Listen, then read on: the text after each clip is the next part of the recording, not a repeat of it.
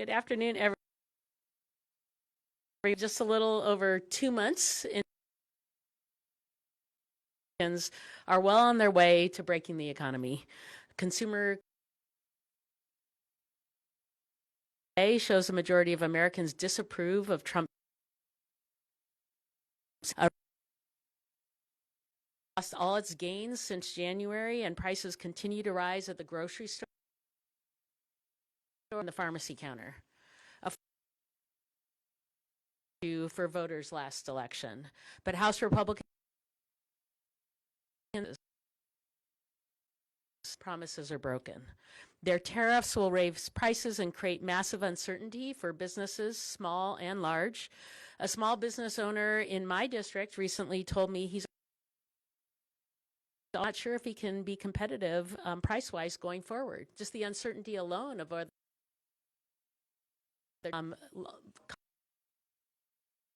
more the stop and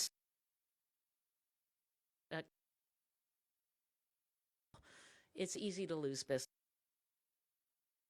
And House Republicans seem fine with this.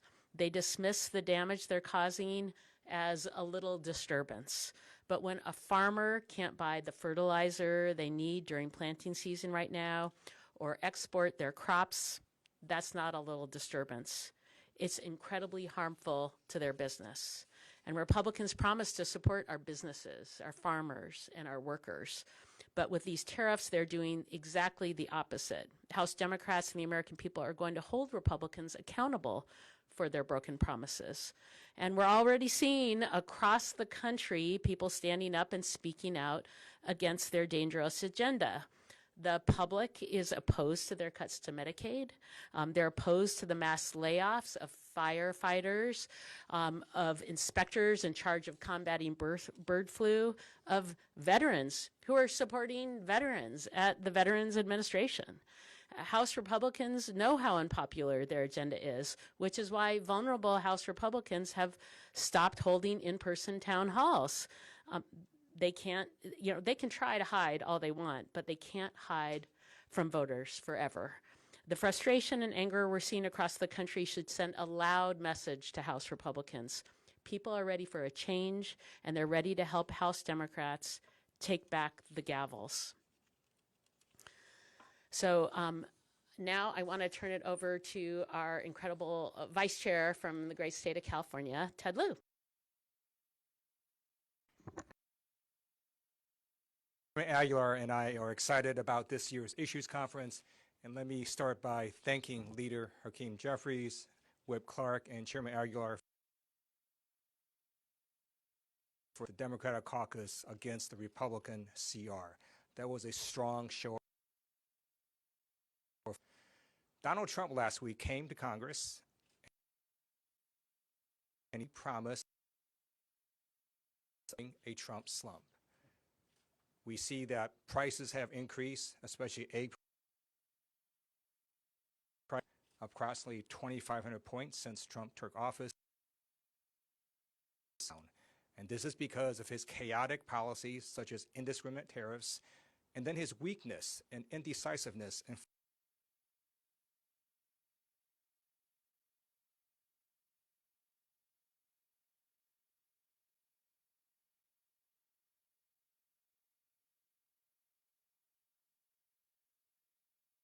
U.S. Alzheimer's and cancer, and the American people are state Senate seat in Iowa that Trump had won by 21 points. And just this week in a House delegate seat, our candidate overperformed by 20.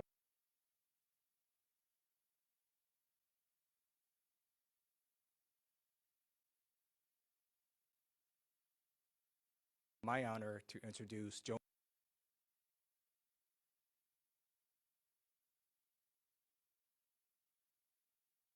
Well, good afternoon. I thank you all for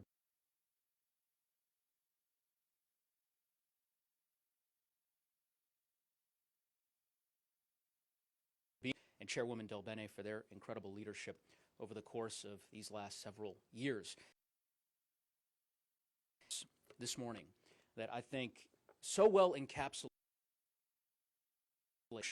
that we are living through and the precarious moment that we find ourselves in. From CBS News, and the headline is this: Lutnick says Trump's policies are, quote, worth it, even if they lead to a recession. The Lutnick, of course, that this article is referring to is President Trump's Commerce Secretary. Think about that for a second. That in his view, these reckless economic policies are worth it, even if they cause a recession. And it appears they will get their wish. As you heard Vice Chair Lieu, Chair Aguilar, Leader Jeffries, Whip Clark, Chairwoman Del Bene describe the economic havoc that President Trump and his administration have created over just the course of these last 7 weeks. Stock market crashing, job losses piling up, 401ks vanishing, the prices for everyday goods going up across the board. Federal workers, folks at the Forest Service, wildland firefighters in my district back home in Colorado, purged from the federal government, agencies being dismantled. All of this has real-world consequences for the people that we are also privileged to serve here in the United States Congress. The time for the Trump administration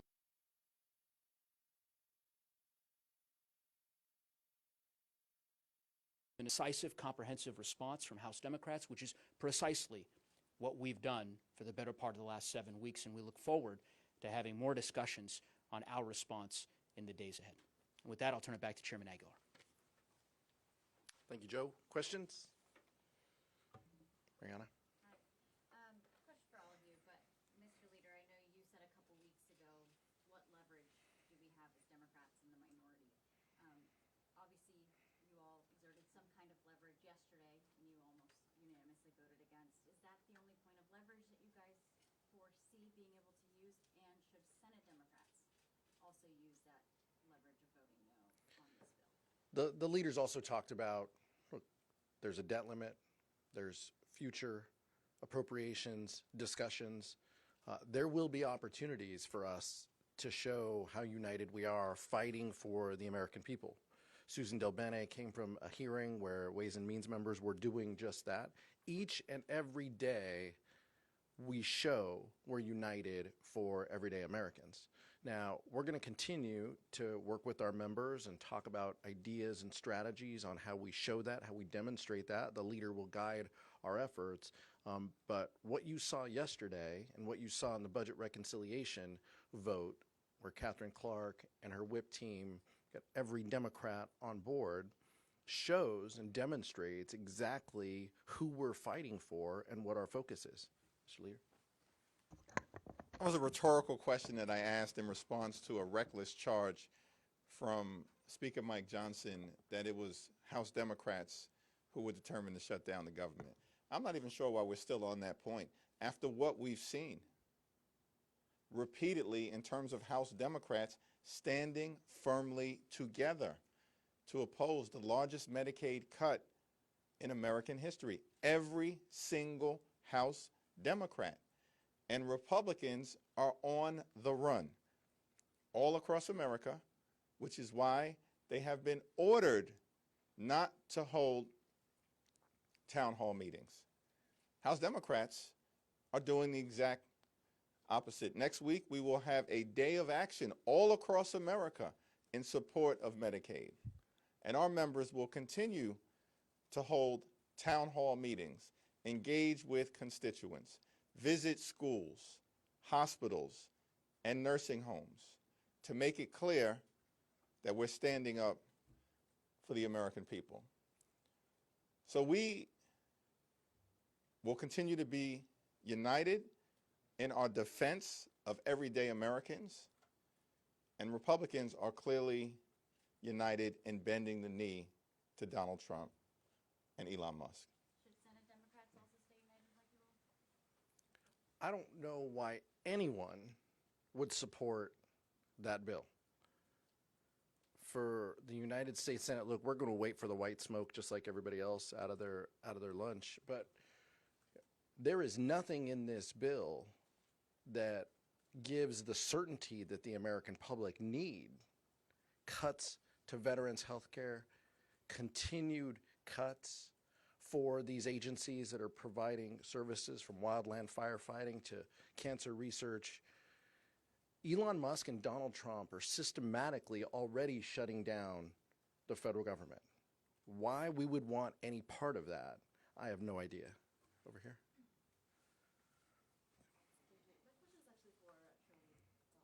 I'm happily going to give it to her. Sight unseen.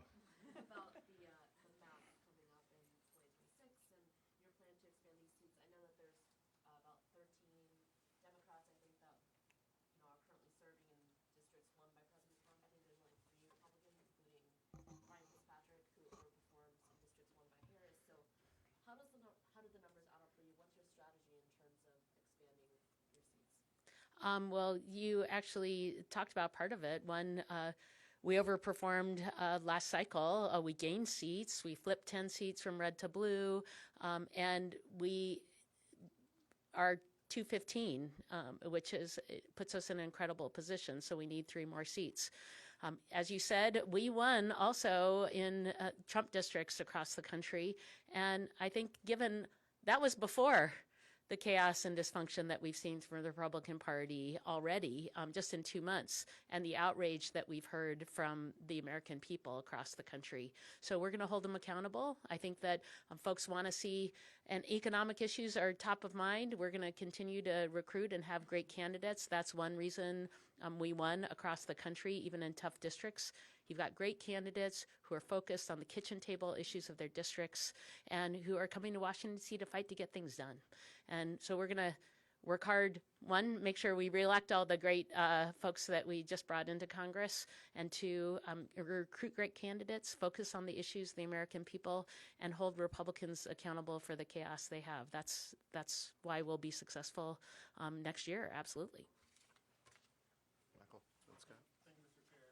Donald Trump has painted this picture of his first few weeks as cleaning up the mess that the Biden administration and Democratic control of Congress left behind. He has a powerful media ecosystem behind him that, a lot of Americans really turn to for their news. How do you break through that information gap and help folks understand the things that you did in previous Congress, what you all will do if you were to get those gavel backs, given the fact that he has such control of such a powerful megaphone now that he's president again and has this big media ecosystem behind him?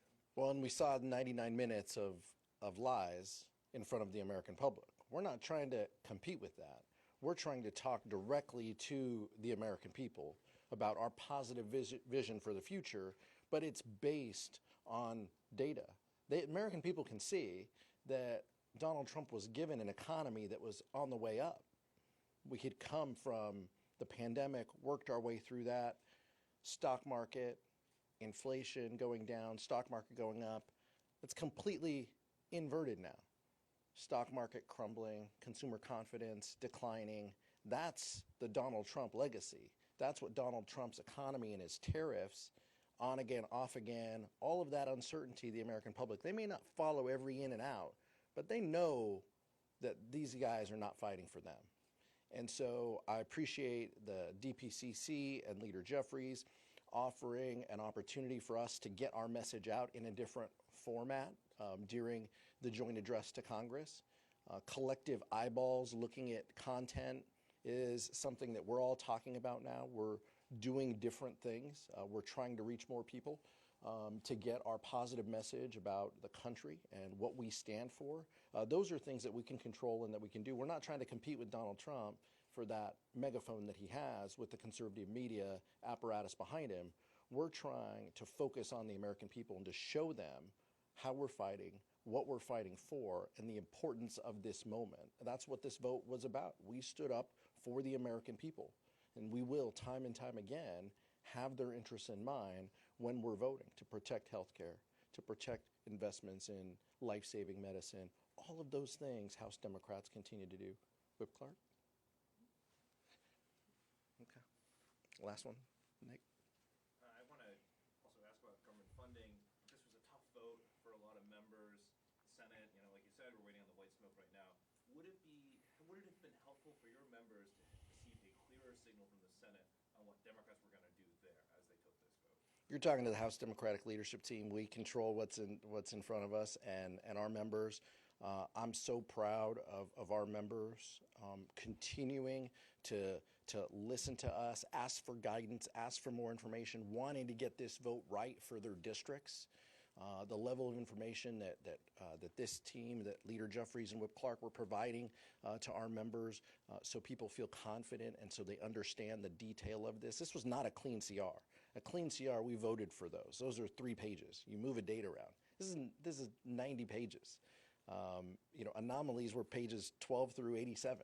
I mean, right? This is anything but clean, and House Democrats knew that, and so our unity was important. It was important because we keep hearing from the American people that they want us to push back against Donald Trump's chaos and extremism, and that's exactly what our vote was about. And I'll ask Whip Clark to.